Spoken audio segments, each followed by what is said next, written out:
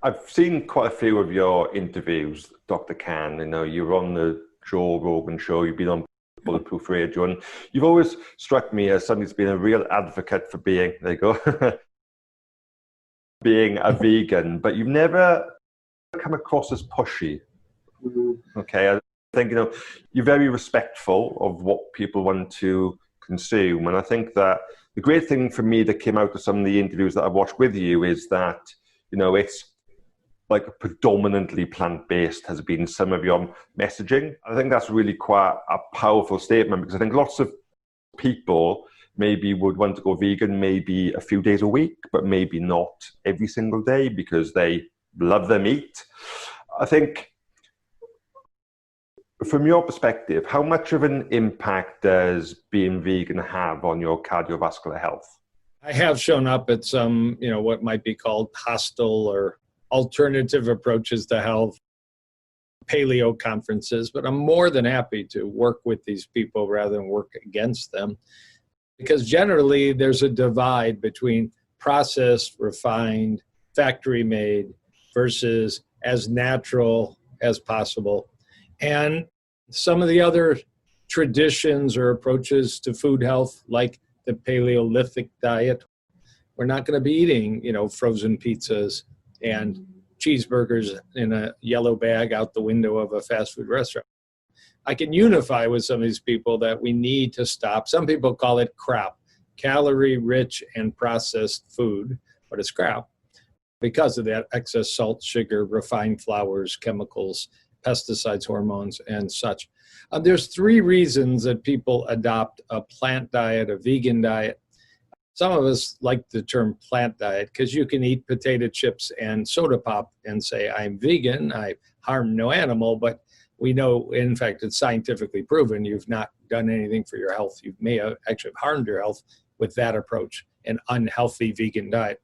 But there's three reasons. One is the environment, and we can talk around this, but the general consensus, World Health, United Nations, the USDA in the United States and others, is that substituting some or most of your meals with plant-based choices is gentler on the environment. It just causes less greenhouse gas, Amazon forest destruction, and water pollution, air pollution. That's one reason people gravitate to it. And some famous people like James Cameron, producer of Titanic and other major movies, that's his main motivation. The second one is animal rights. And that's the tough one. People don't draw the line and say, it's true that every meal you eat that's plant-based, not animal-based, possibly an animal didn't suffer a life of confinement and cruelty and rather terrible circumstances. But most of those people are pretty much black and white. If you're committed to animal rights, you're probably not eating partly vegan, partly, meat-based. It's a tough one to straddle both sides on that one. The third one, which is what got me into it, other than just the fact it was bad food in the dormitory, but by the time I got in medical school, was health. And we know there are these traditions, and we can go back and forth. There's a lot of commonality, whether we're looking at Mediterranean diet or these longevity zones we call the blue zones, a wonderful, kind of National Geographic's research project, not really academic, but still very good. There's a city in California called Loma Linda that has the Adventist Church and the Adventist Health Studies. These broad traditions that most pockets of longevity, health, avoidance of disease, they eat largely plant-based diets. They have beans and they have peas and they have lentils and fruits and vegetables. They may have a garden in the backyard. Simple foods. It can be quite varied. I'll give you the quick example. You can look at the island in Japan called Okinawa, which is considered one of the blue zones of longevity. 10 times as many people living over age 100 in good health than the average in the United States is kind of the definition. And their diet is almost exclusively plants. They eat a lot of purple potatoes. Their diet is very rich in purple potatoes, a little different than mainland Japan and rice. They eat purple potatoes. They catch a few fish. They eat tofu, soybean, curd, usually I would always say organic because soybeans have been decimated by the farming industry and Roundup and Monsanto. Anyways, And their diet is less than 10% calories from fat, and they have this great longevity. But you can find regions in Greece. There's an island called Icaros. It's also a blue zone pocket of longevity. And they have a much different calorie intake. Certainly the island of Crete, 40% of their calories come from fat. It's almost all extra virgin olive oil. They will have more meats in their diet in Sardinia, Icaros, Crete than you'll find in Okinawa. And they also have great health. But the bottom line is there's no processed food or very little. There's, junk food and excess sugar, excess fat. So there is a range.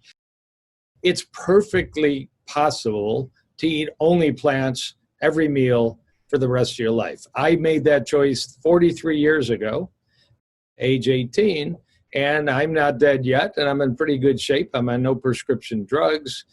From head to toe, things usually feel pretty good, and they work pretty well. And I do check myself very carefully, but I rarely need to see a doctor, and I don't think I missed a day at work, knock on wood. You always want to be cautious with these statements, in decades. But, and it's a choice because, by doing that, you've also honored the environment, you've honored the animals. It's a nice place to be. But I still welcome anybody still doing eggs and bacon and sausage and mutton in the breakfast. I have salad for breakfast many mornings, actually more and more during this corona scare, just to even get more antioxidants and brightly colored fruits and vegetables into my diet. But have a bowl of oatmeal. Get out your blender and learn how to make a smoothie. There's plenty of recipes out there how to take some spinach and berries and ground flaxseed and some almond milk. Learn a couple skills. Learn how to take whole grain bread and put a little organic almond butter, peanut butter, and start moving in that direction. And if you have serious heart disease, you probably want to gallop a little faster in that direction, because there is only one diet that's been shown to reverse pre-existing heart disease. That would be the research of a famous engineer, Nathan Pritikin, a famous physician, Dr. Dean Ornish, who impacted me back in 1990, a Cleveland Clinic doctor, Dr. Esselstyn. But anyways, the only diet that can actually clean your arteries out slowly, progressively, is to eliminate all animal products. But for many of us, if we just would eliminate the majority of them, we still would greatly improve our odds of maintaining exceptional health, executive function, great brain function. That's the final thing to say. The beauty is this common diet. Your plate is brightly colored with fruits and vegetables and purple cabbage and peas and beans and lentils and whole grains. Whether you have a little piece of fish, little piece of chicken, little piece of lamb or not, it's the same diet that both lowers your risk of heart disease and lowers your risk of cancer, lowers your risk of diabetes type 2, lowers your risk of dementia, lowers your risk of allergic diseases like asthma. We had a nice new study in the last month on asthma and plant diets. And it's also better for the environment, and it's better for the animals. So it's a real winner. And it's the same diet, I will just say, for prostate health. That's been studied. Prostate cancer goes down when you add more. Particularly tomatoes are great for your prostate. Brightly colored red fruits and vegetables are just exceptionally healthy. Pomegranates, red bell peppers, apples. The whole red family is a pretty good family, except for red pop. Probably about 3 years ago, I made a decision that I was going to cut back the amount of meat that I was eating. And probably most of my meals are probably 80 to 90% vegetable-based or salad-based. And I cut back the amount of meat I was eating by really focusing on getting really good quality meat. So I was trying to eat more grass-fed, grass-finished meat. Is that a good strategy? I guess the point here is, does the quality of the meat you consume impact your cardiovascular status? I think clearly the answer is yes, quality and quantity. And there's a difference between a 4-ounce steak, a 4-ounce serving of chicken, and filling your plate with no room for the broccoli and no room for the salad. But in terms of quality, quality matters all the way across the board. There's some interesting studies.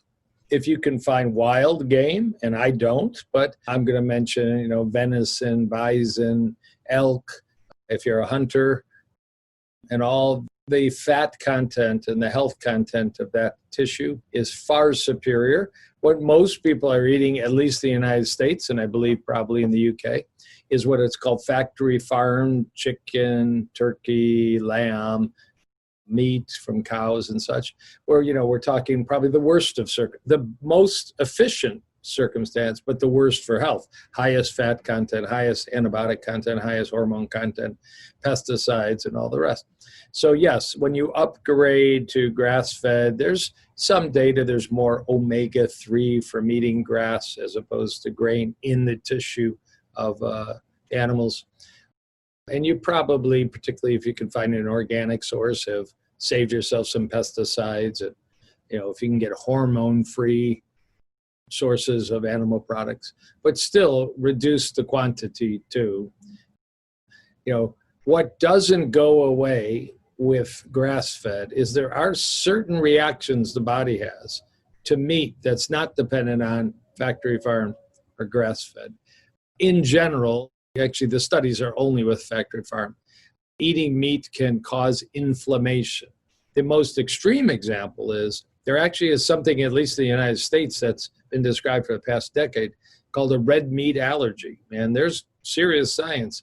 There are increasing number of people. This was identified first in the state of Virginia, but it's moving now to the Mississippi, and I'm sure it'll be across the United States. There's a tick, and if you get bit by the tick, it's called a Lone Star tick. There's a very, very strange cross-reaction with red meat. And the next hamburger you eat, you may be wheezing, and there's actually been people who have had to go to the emergency room for serious allergic response. And it's growing in frequency. That's unusual. It causes inflammation. Depending on the fat content, it may raise your cholesterol if there's particularly factory farm saturated fat. And then there's even some other new chemicals. I don't want to make this too sciencey, but there's a molecule you can develop in the blood called TMAO, identified a decade ago at the Cleveland Clinic, that eating red meat produces. It's not good for your arteries. And even a newer one called Nu-5GC. We may actually have a subtle allergic reaction to meat. There's a chemical that almost every species on the planet has except humans, Nu-5GC. We have something called Nu-5AC, but it's in the meat of animals, and when you eat it, your body may create antibodies and it may affect your arteries. It's a whole new theory of clogging your arteries. So there's no way around it because it's just part of the tissue of at least red meat. So it's new science. That's why I say at least drop the quantity and up the quality. Spend a little more to eat less of those foods would be a good